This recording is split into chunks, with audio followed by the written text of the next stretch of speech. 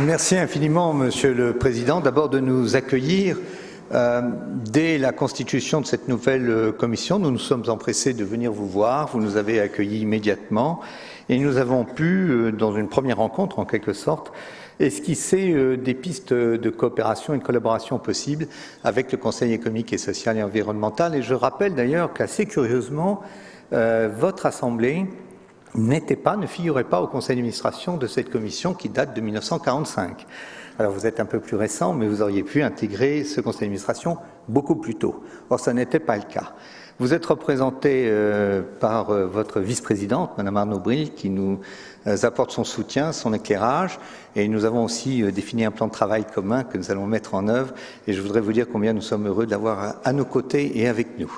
Je voudrais saluer Jean-Marc Roiran, qui est membre du conseil d'administration de la Commission et qui nous apporte toute sa connaissance des questions éducatives et en particulier dans une période particulièrement difficile dans les écoles d'éducation prioritaire. Je dirais un mot sur ce point. Le hasard du calendrier fait que nous nous adressons après vous, Monsieur le Président Costa. C'est évidemment, vous avez évoqué, vous êtes la section de l'éducation, de la culture et de la communication. Nous sommes la commission de l'éducation, de la science, de la culture et de la communication. Nous partageons beaucoup de vos lignes de réflexion. Je sais, Madame, que vous avez été associée au prix UNESCO L'Oréal et vous aviez fait un remarquable discours il y a quelques mois au Grand Palais à l'occasion de la remise de ces prix. Et vous êtes une artiste de très grand talent. Alors, nous allons fêter les 70 ans de cette Commission nationale française pour l'UNESCO, qui est un organisme qui est peu connu. Je rappelle que la représentation de la France auprès des organisations internationales est en général confiée à deux organes. Il y a l'ambassadeur, délégué permanent de la France auprès de l'UNESCO ou de l'ONU, qui a la charge, je dirais, du politique et du diplomatique. Et puis il y a la Commission nationale française, et il y en a une dans tous les États membres de l'UNESCO, qui, elle, a en charge le programmatique, le scientifique, l'expertise. Souvent, les deux organismes n'ont pas bien fonctionné. En quelque sorte, la France à l'UNESCO a connu des rivalités entre les institutions. Avec le nouvel ambassadeur Philippe Lagneau et à la demande du ministre des Affaires étrangères, on a véritablement travaillé à rapprocher nos deux organismes et à les faire travailler ensemble. Bon. La mission de la Commission nationale est simple. Elle a pour objectif, d'une part, de renforcer l'influence et la présence de la France au sein de l'organisation, je vais y revenir un moment, et d'autre part, elle doit populariser, diffuser les objectifs et les valeurs de l'UNESCO dans la société française. Un mot sur la partie influence et présence. Cette organisation doit tout à la France. Il faut se rappeler qu'à la conférence de Londres en 1945, c'est Léon Blum qui présidait la délégation française et qui a contribué à la rédaction de l'acte constitutif de l'UNESCO, un peu comme Cassin avait influencé la rédaction de la Déclaration universelle des droits de l'homme. C'est lui qui a fait cette négociation avec les Britanniques qui ont préféré avoir la conférence inaugurale de l'UNESCO et qui ont laissé le siège à la France. Et ce qui fait que nous avons le siège de cette organisation intergouvernementale, c'est la seule qui siège à Paris, car l'OCDE n'est pas une organisation intergouvernementale et internationale. Donc on devrait en prendre soin comme d'un bijou de famille que nous avons imaginé, pensé. D'autant plus que les Français ont marqué de leur influence intellectuelle l'histoire de l'UNESCO, jusqu'au point où nous avons eu le directeur général avec René Maheu, qui a été très longtemps directeur général. Mais la quasi-totalité des programmes étaient inspirés par la France. Les plus grands philosophes, les plus grands écrivains, les plus grands artistes venaient quotidiennement dans cette maison. Ils participaient, d'ailleurs, ils étaient souvent en conseil d'administration de la Commission française. Bon, on a connu, je daterai ça des années 80-90, un effritement très important de notre présence et de notre influence.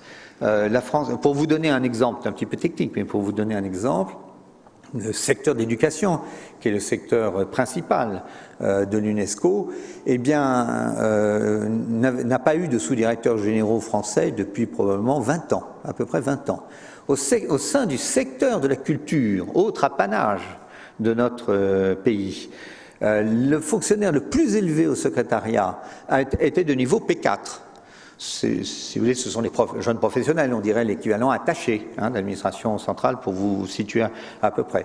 Pas d'équivalent administrateur civil, pas d'équivalent sous-directeur général, simplement P4 et une seule personne. Après, on tombait dans les P3, c'est-à-dire quasiment les jeunes cadres du secrétariat. C'était donc une situation très très préoccupante qui s'explique par de très nombreuses raisons que j'ai exposées dans le rapport que j'ai remis au ministre des Affaires étrangères, qui m'avait demandé de faire ce diagnostic. Il y a incontestablement d'abord la circonstance que le groupe Europe, en général, perd son influence au sein de la représentation géographique. La Chine, les pays arabes jouent un rôle croissant, un peu comme dans tout le système des Nations Unies. Il y a aussi probablement un désintérêt qui s'est marqué dans les élites françaises. Et là, on rejoint l'autre aspect que je voulais vous signaler, comment on peut favoriser la diffusion des idéaux de l'UNESCO. Rappelez-vous, il y a encore 20 ans, il y avait des instruments qui parlaient de l'UNESCO. Le courrier de l'UNESCO, supprimé. La revue du Diogène, qui était la grande revue philosophique de l'UNESCO, qui était française, supprimée. La revue internationale des sciences sociales et humaines, supprimée. Si vous voulez, il y a eu un véritable, je dirais, détricotage de ce qu'étaient les instruments classiques. Il y avait les clubs UNESCO, que Jean-Marc Roiran connaît bien. Il y avait les écoles associées qui avaient été créées. Il y avait donc tout un maillage, une volonté, une organisation, des instruments, des méthodes qui étaient destinés en quelque sorte à faire connaître les valeurs de l'UNESCO en France. Et tout cet appareillage-là a disparu ou n'existe plus. Il reste Internet, bien sûr, avec une prise de positionnement de l'UNESCO qui reste encore faible et timorée sur ces questions-là. Mais on voit bien que la situation n'est ni bonne du côté, je dirais, de la présence de la France à l'UNESCO, au sein de l'UNESCO, à l'intérieur de l'UNESCO, ni excellente dans la diffusion de ces idéaux démocratiques. Certes, la France a travaillé, elle a fait des choses. En particulier, et vous y avez fait allusion, Monsieur le Président, Madame, à la Convention de 2005 sur la protection de la diversité des expressions culturelles, qui est une très importante convention, et je crois que vous avez bien fait de la mettre dans votre avis. Nous avons, la France, par l'intermédiaire notamment de Jean Musitelli, a fabriqué, construit l'essentiel de cette convention sur la protection de la diversité culturelle. Il est vrai que cette convention, aujourd'hui, comme elle avait été élaborée il y a 10 ans, donc on fête ces 10 ans, et la Commission est impliquée dans la célébration de ces 10 ans, elle n'avait pas pu prendre en compte la dimension du numérique. Et donc aujourd'hui, cet anniversaire doit recoller, je dirais, faire recoller le morceau de la Convention qui était pensé dans un système mental antérieur à l'apparition du numérique et aussi des grandes plateformes de diffusion. Il faut l'actualiser. Nous allons d'ailleurs organiser 2 événements où nous serons très heureux de vous inviter sur ces questions. Questions notamment des pratiques culturelles, comment les bonnes pratiques culturelles sont-elles divisées, comment le réseau des équipements culturels et des établissements culturels s'est mobilisé sur ce 2005. La question aussi, je dirais, de la prescription du goût, le fonctionnement par algorithme d'identification des tendances et des goûts de chacun. Est-ce qu'on garde, est-ce qu'on s'enrichit de ça ou est-ce qu'on s'appauvrit? Où est la vérité? Ça n'est pas forcément évident. On va inviter les responsables des grandes plateformes à l'UNESCO au dernier trimestre et vous serez bien sûr invités si vous le souhaitez à cette réflexion. Bref, nous avons fait une autre convention. La France a fait une autre convention sur la protection, sur la question du génome humain. Ça s'inscrit dans la vieille tradition de l'UNESCO de faire des grandes recommandations. Mais enfin, on peut dire que la situation est un peu préoccupante et que, alors que nous avons son 70e anniversaire, nous célébrons le 70e anniversaire, il faut bien reconnaître que la France ne fait quasiment rien. Quasiment rien. Il n'y a pas de manifestation importante de notre pays. Et je dis ça parce que c'est pas complètement innocent, c'est que la tentation est toujours grande de prendre le siège de l'UNESCO et de l'installer ailleurs. Il y a en permanence sur le bureau des États membres des propositions de délocalisation de l'UNESCO, d'autant plus que le bâtiment que vous connaissez, place de Fontenoy, date de 1958, a fait preuve on a un peu ravalé, un peu nettoyé, mais il n'est plus tout à fait adapté aux besoins d'une organisation intergouvernementale. Certains pays arabes ont transmis des propositions d'accueil avec des dimensions considérables et des moyens considérables. Il ne faut pas prendre pour donné et acquis la circonstance que l'UNESCO est à son siège à Paris. Si l'UNESCO venait à partir, et il suffit d'un vote majoritaire des États membres, si l'UNESCO venait à partir, c'est, je dirais, toute l'association dans le système mondial entre l'UNESCO et la France. Et cette association, je vous ai expliqué qu'elle était historique, qu'elle se relâchait, mais elle est très importante. Vous parliez du patrimoine mondial de l'humanité, on parle de l'UNESCO à Paris, qui traite. Il y avait le comité des biens français qui se réunissait ce matin. Il y a comme une sorte de décalage. À chaque fois que j'ai voyagé ou que j'ai pu aller dans un pays, il y avait un très grand décalage entre ce qu'est la réalité de l'UNESCO et la perception que les pays à l'étranger ont de l'UNESCO, qui considère cette organisation comme la détentrice des valeurs, de l'éthique du système mondial. Et donc ça veut dire que son mandat est plus que jamais au cœur des problèmes d'aujourd'hui. Il a été élu l'acte constitutif de l'UNESCO et cette phrase très connue, parce que les guerres naissent dans l'esprit des hommes, c'est dans l'esprit des hommes qu'il faut élever les défenses de la paix au moyen de l'éducation, des sciences et de la culture. Donc l'objectif de l'UNESCO n'est pas l'éducation, la science et la culture. Ça, ce sont les moyens d'un objectif qui est bâtir la paix dans l'esprit des hommes.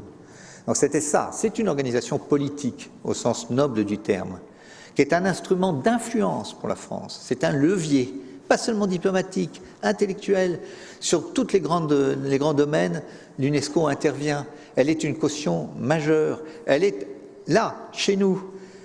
Nous pouvons jouer, je dirais, l'assimilation entre les valeurs de la République et les valeurs de l'UNESCO. Nous pouvons jouer de cette assimilation. Et c'est notre seule carte que nous ayons, car nous n'avons pas d'autres organisations internationales. Genève en a 17. La petite Genève, 17. Et dès qu'une organisation nouvelle se construit, hop, on essaye de la voir, et elle part dans d'autres pays. C'est un peu comme le siège français protégé du Conseil de sécurité. On l'a, peut-être qu'un jour on n'aura pas. Eh bien, l'UNESCO, on l'a, mais peut-être un jour on ne l'aura pas. Donc on n'a pas beaucoup dans le panier de la France, on n'en a pas beaucoup. C'est pour ça que je me livre à un plaidoyer pour cette organisation. Je vais faire de cette commission qui est au fond entre l'agenda de l'UNESCO et l'agenda de l'État français.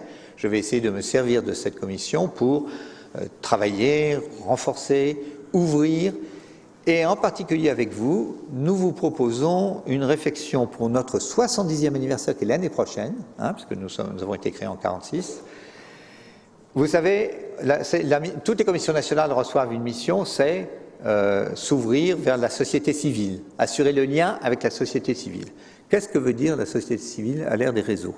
Nous vous proposons d'organiser une grande conférence l'année prochaine, en association avec vous, avec une véritable interrogation sur ce que signifie aujourd'hui la notion de société civile, avec toutes les commissions nationales, en s'inspirant des travaux que vous avez déjà faits dans ces domaines-là, parce que vous êtes, au fond, la société civile. Et je dirais un mot sur ça.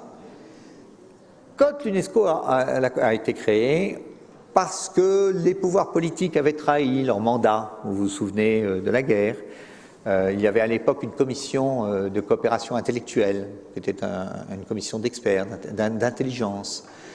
On a créé l'UNESCO sur le modèle de la commission de coopération intellectuelle de la SDN. Et donc, cette commission n'était que des intellectuels.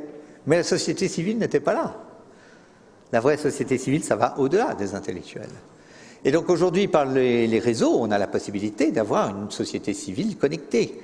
Avec vous, je pense que nous pouvons faire une étude, une analyse très importante de ce concept-là, qui a été un concept qui a été absorbé dans l'histoire des Nations Unies par celui des ONG. C'est-à-dire que les ONG ont pris la place, en quelque sorte, de la société civile. On ne parlait plus de société civile en tant qu'individu, mais on parlait des ONG. Voilà.